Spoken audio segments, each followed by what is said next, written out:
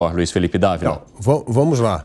A conta do populismo, como eu disse, não é só um retrato do momento, é um retrato de medidas tomadas ao longo do tempo. Por quê, Dávila? Então, vou dar um exemplo aqui.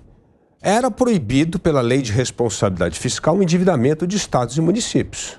Em 2014, o populismo petista permitiu estados e municípios voltar a se endividar. Qual é o tamanho dessa dívida hoje dos estados no Brasil? Mais de 400 bilhões de reais. Esse é o grau de endividamento dos estados. Os municípios também se endividaram. E aí, mais do que isso, não só se endividaram de maneira irresponsável, dando aumento real, contratando mais gente, aumentando folha nos municípios. O que acontece? Os municípios não fizeram a reforma da Previdência. Ao não fazer a reforma da Previdência, esse estouro previdenciário nos municípios é uma conta impagável hoje. E poucas cidades e poucos estados tiveram coragem de fazer essas reformas. Como eu disse, é o caso de São Paulo. A cidade de São Paulo cortou pela metade o déficit da Previdência porque fez uma reforma. Então, olha a conta do populismo em 2014. Hoje, mais de 400 bilhões de reais de dívida estatal. Outra coisa, estatais mal governadas. Estatais que deram superávit no governo passado. No ano passado, a dívida das estatais foi 250 bilhões de reais. Essa história do empreguismo político, indicação política, olha o resultado na ponta. 250 bilhões de reais de prejuízo. E o último, o aumento do salário mínimo, que a gente acha que não é que a gente é contra o aumento do salário mínimo, mas olha o impacto que o salário mínimo tem na Previdência. Nós tivemos um rombo a mais, só o ano passado, de 290 bilhões. Então soma aí 290 com 250 com 400. É esse o custo do populismo irresponsável das contas públicas. E isso afeta a vida de todos nós. Não é à toa que nós temos de trabalhar 145 dias por ano para pagar imposto para sustentar esse Estado pesado, caro e ineficiente. Perno, eu vi uma reação sua em parte da fala aqui do Luiz Felipe Dávila. E quais números aqui te incomodam ou divergem de algo que você pense? Particularmente os 250 bilhões de prejuízo, Dávila, das estatais. Está falando de estatais do país todo, né? Lógico, mas tem... sim, governos estaduais, municipais. Sim, mas é o déficit das estatais. Estatal é empresa pública gerida pelo Estado. Okay. Tem um prejuízo de 250 bi. Ué. Sim. Mas as federais também deram prejuízo? Lógico, não, todo mundo deu. O problema é esse que eu estou dizendo. Isso, aí que está o negócio, depende da conta. Então, você tem... Como que é feito esse cálculo? Porque como é feito esse cálculo? Existe um cálculo que ele soma os resultados de 22 empresas estatais, menos os bancos e a Petrobras. Sim. Correto? Perfeito. Então, se juntar tudo isso aí, dá mais ou menos R$1 bilhão de prejuízo. 4,5. Não, diminuição era a conta de outubro. Baixou um monte depois, mas era quase tudo da empresa de navio lá e tal. Agora, se você incluir, por exemplo, os bancos, só Caixa Econômica Federal, né, que anunciou o resultado ontem, né, e Banco do Brasil deram 46 bilhões de reais de superávit. Então...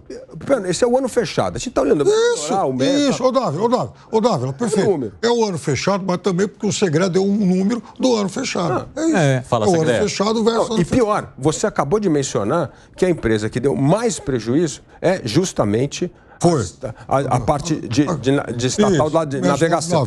Não, e o que o governo apresenta no seu plano de reindustrialização? Dobrar a aposta nessa indústria que nunca saiu, nunca deu lucro, não só especificamente deu dessa empresa. Inteira. De novo, investir no setor de navegação. Ou seja, está lá, é um dos 6 tópicos lá, é verdade. Tá lá. Mas sabe por quê? Tá aí a 7 Brasil. Quebrou por quê? Porque ia fazer não sei quantas sondas, não deu, tá aí, pediu aliás, agora pediu falência, não é nem concordata. É inacreditável. Então, gente, o populismo custa uma fortuna para todo mundo. E nós pagamos essa conta. E é populismo de direita e de esquerda. Não estou dizendo que é só é populismo. Segredo. Sabe por que os bancos e a Petrobras não estão na conta? Porque se eu colocar a minha gata, que chama Atena, ela vai administrar a Caixa Econômica Federal fenômeno. Então, é aí que está o negócio. Só que o lucro do ano passado foi mais de 20% superior ao do ano anterior. Quer dizer, agora vamos pegar o resultado fiscal. Deixa eu botar a gata, Segredo. Não, mas é verdade. Então, qualquer pessoa pode administrar, não é difícil. Vamos pegar o resultado. deixa só uma conclusão. Ou o que acontece com a Petrobras. Aí sai o presidente da Petrobras falando uma abobrinha, dizendo os acionistas vão entender que não vamos distribuir menos dividendos. A ação da Petrobras caiu 3%. Então, esse tipo de fala é uma fala populista. Está de acordo com o Dávila? Faça a gestão de uma empresa do jeito que faria no setor privado.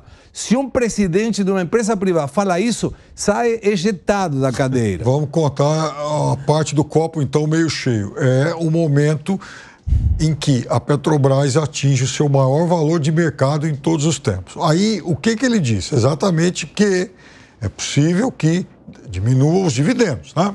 Por quê? Porque vai haver um investimento também em transição energética e, segundo ele, fazendo parte do plano que quer transformar a Petrobras na maior empresa de energia do mundo em 10 anos. Fala, Langani. Olha, o Piperno trouxe aqui os dados de estatais, né, tentando mostrar que, realidade não é tão ruim assim das estatais, tem a Caixa Econômica, tem a Petrobras, mas vamos pegar as contas públicas, Piperno. Resultado primário do governo, ex-precatórios, hein? Vou te dar essa colher de chá. Menos 1,3% de déficit primário, acima do previsto. Inicialmente 0,5%, depois revisam para 1% e agora 1,3%. A gata do Segredo administrando. Então. E aí, déficit, e provavelmente déficit novamente esse ano, 0,80%. Ou seja, a gente já viu esse filme antes. Qual que é esse filme antes? Aumento do gasto público, aumento da arrecadação para o governo arrecadar bastante e ele direcionar para onde vai o gasto e crédito bombado de maneira artificial, com taxas de juros subsidiadas pagas por nós. Sabe onde que a gente viu esse filme, Piperno? Lula 2 e Dilma 1. E sabe qual foi a consequência? 2 quedas de PIB, à lá pandemia, à lá guerra, sem ter tido pandemia, sem ter tido guerra. Bom, as 2 quedas de PIB não aconteceram só por causa disso. E o Lula 2 foi um... O fiscal explicou muita coisa. E o Lula 2 foi um período, né, ou seja, a bonança. Agora, o fato é que o ano passado, você pode discutir muito esse resultado fiscal e tal, que ele já era previsto pelo próprio governo. Olha, assumimos, há problemas imediatos, há problemas urgentes e vai acontecer isso. 1%. Ia ser 1%. Você pega, por exemplo, o governo anterior até poderia usar essa desculpa porque pegou uma pandemia, né? Agora, que problema? Não. O governo anterior, quando assumiu, não tinha pandemia. A pandemia de 2020, o governo assumiu em 2020. Assumiu em 2000... Não, o que eu estou falando é o seguinte, quando entregou o governo, né, em 2022, pegou uma pandemia, teve que lidar com uma pandemia em 2020, 2021 e todas as consequências pós-pandemia. E o governo atual pegou a casa muito mais arrumada, Piperno. O conceito bola de neve tem a ver que quando começa com uma bolinha pequenininha, começa a ir para baixo, a bola de neve vai aumentando, vai aumentando, vai aumentando. Qual é a única maneira de cortar isso? Quando ela breca contra uma montanha, alguma coisa assim. O problema do déficit brasileiro, e vamos avaliar depois o resultado de 2024 conforme vai passando o tempo. Estou ansioso por ver o resultado do mês de janeiro com aumento recorde da arrecadação. Ansioso. Mas quando sair isso, a gente poderá avaliar. Quando você tem essa bola de neve e o governo não cuida do recurso público porque pensa que nasce de árvore. Eu imaginava o ministro Haddad falando naquele programa antigo, Porta da Esperança. Eu espero que tenhamos um superávit fiscal. Vamos abrir a Porta da Esperança. E aí a gente vê se esperançosamente conseguimos o superávit fiscal. O governo não está cuidando do recurso, Piperno, e isso é um risco enorme. Já tem um monte de empresa internacional especializada que diz o governo do PT não está cuidando do recurso público. Ou você emite, ou você gera dívida aumentada, ou você aumenta a carga tributária. O que tem que fazer o governo não está fazendo. Diminuir a despesa pública. Não está fazendo. Você acha que o governo não está cuidando do dinheiro público? Você pode criticar vários aspectos da gestão pública. É verdade.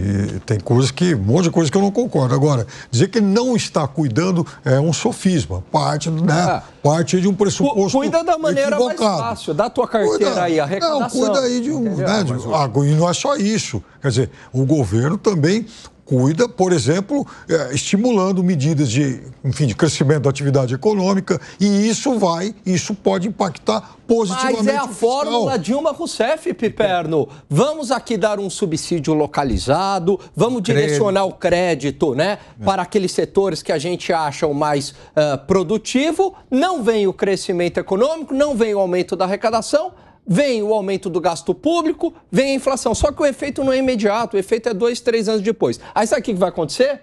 Vai ter que ganhar um governo de direita, mais liberal, para fazer todo o ajuste, como é a história sempre do É verdade. Eu Fala, não sei onde que a história contou isso.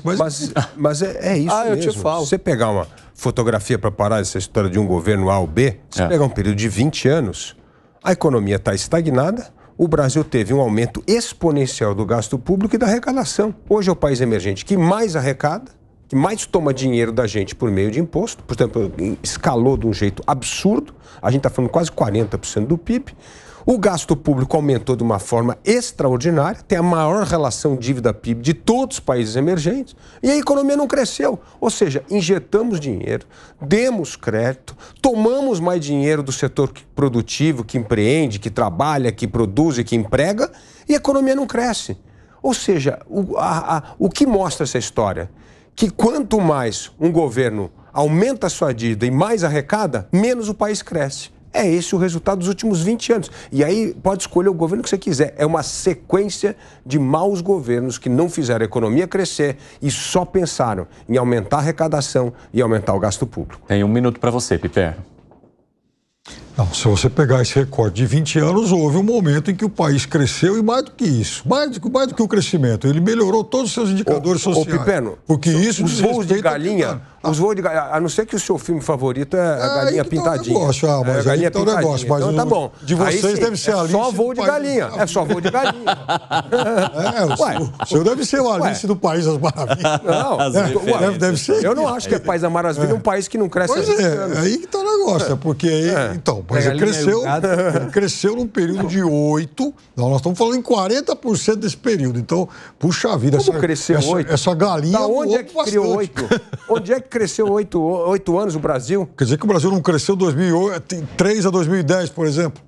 Pelo amor de Deus, Piperno. Foi um período que cresceu 2% por causa de crescimento. O Brasil precisa crescer 5%, 6%. Foi um período que cresceu acima da média mundial. Isso tá bom. Isso é um fato. Não é acima da média, tem que comparar com os emergentes. E o Brasil cresceu muito menos que os emergentes por causa desse peso extraordinário do Estado, por causa do endividamento do Estado e por causa de uma arrecadação absurda. E outra coisa, além de arremate, Piperno, que eu preciso acima da média mundial, foi um país que melhorou demais os seus indicadores sociais. Mas parece que para um certo grupo isso não conta.